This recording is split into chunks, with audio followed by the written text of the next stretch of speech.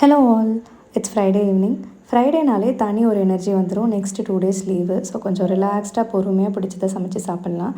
எப்பயும் போல் தோசை இட்லி இல்லாமல் இன்றைக்கி டிஃப்ரெண்ட்டாக பீஸா பண்ணலான்னு சொல்லிட்டு ரெடிமேட் பேஸ் வாங்கியிருந்தேன்.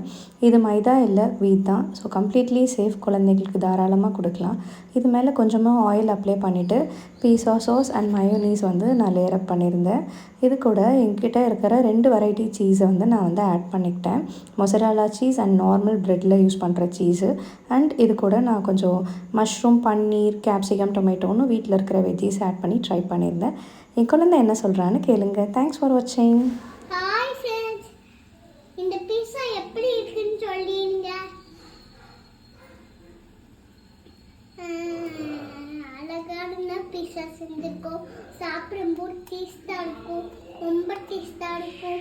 இது ரொம்ப பார்க்கறதுக்கு பிக்கும்போது சீஸ் உள்ளேருந்து வெளியே இருக்கும் போல இருக்குது.